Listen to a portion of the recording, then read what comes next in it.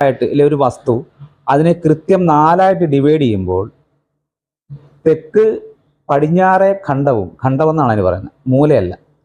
തെക്ക് പടിഞ്ഞാറേ ഖണ്ഡവും വടക്ക് കിഴക്കേ ഖണ്ഡത്തിലും ബാത്റൂമുകളോ ഇതേപോലെ വേസ്റ്റ് ഇടുന്ന ഭാഗങ്ങളോ സാധനങ്ങളോ വരാൻ പാടില്ല എന്നുള്ള. അപ്പം ധനനഷ്ടം, അതുകൊണ്ട് ഒരുപാട് ദുരിതങ്ങൾ ഉണ്ടാവാൻ സാധ്യതയുണ്ട്.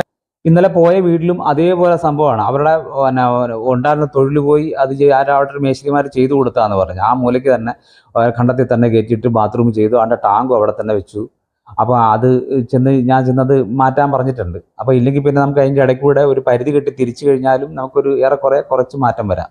അപ്പോൾ അവർ പറഞ്ഞു അത് അവർ വിൽക്കാൻ തീരുമാനിച്ചിരിക്കുകയാണ് ഇവിടുത്തെ. ഞാൻ പറഞ്ഞു വിൽക്കണ്ട, ഇതിന് സംഭവത്തിനൊരു പരിഹാരം കണ്ടാൽ മാത്രം മതി, അല്ല വേറൊന്നും. വർഷങ്ങളായിട്ട് കല്യാണം കഴിച്ചിട്ട് 6 വർഷത്തിന് മേളിൽ കല്യാണം കഴിച്ചിട്ട് കുട്ടികൾ ഉണ്ടാകാതിരുന്ന സ്ഥലത്ത് ഈ നിസ്സാര പ്രശ്നങ്ങൾ കൈകാര്യം ചെയ്തിട്ട് കുട്ടികൾ ജനിക്കാനിടയായിട്ട് ഇല്ലെ ഒരു വസ്തു അതിനെ കൃത്യം 4ആയിട്ട് ഡിവൈഡ് ചെയ്യുമ്പോൾ തെക്ക് പടിഞ്ഞാറേ ഖണ്ഡം എന്നാണ് അതിന് പറയുന്നത്, മൂലയല്ല.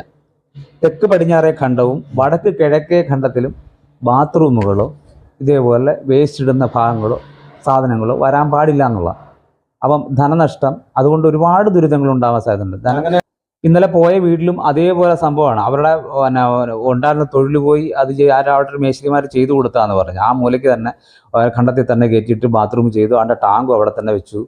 അപ്പോൾ അത് ഞാൻ ചെന്നത് മാറ്റാൻ പറഞ്ഞിട്ടുണ്ട്. അപ്പോൾ ഇല്ലെങ്കിൽ പിന്നെ നമുക്ക് അതിൻ്റെ ഇടയ്ക്ക് കൂടെ ഒരു പരിധി കെട്ടി തിരിച്ചു കഴിഞ്ഞാലും നമുക്കൊരു കുറച്ച് മാറ്റം വരാം. അപ്പോൾ അവർ പറഞ്ഞു അത് അവർ വിൽക്കാൻ തീരുമാനിച്ചിരിക്കുകയാണ് ഇവിടുത്തെ. ഞാൻ പറഞ്ഞു വിൽക്കണ്ട, ഇതിന് സംഭവത്തിനൊരു പരിഹാരം കണ്ടാൽ മാത്രം മതി, അല്ല വേറൊന്നും. വർഷങ്ങളായിട്ട് കല്യാണം കഴിച്ചിട്ട് 6 വർഷത്തിന് മേളിൽ കല്യാണം കഴിച്ചിട്ട് കുട്ടികൾ ഉണ്ടാകാതിരുന്ന സ്ഥലത്ത് ഈ നിസ്സാര പ്രശ്നങ്ങൾ കൈകാര്യം ചെയ്തിട്ട് കുട്ടികൾ ജനിക്കാനിടയായിട്ട്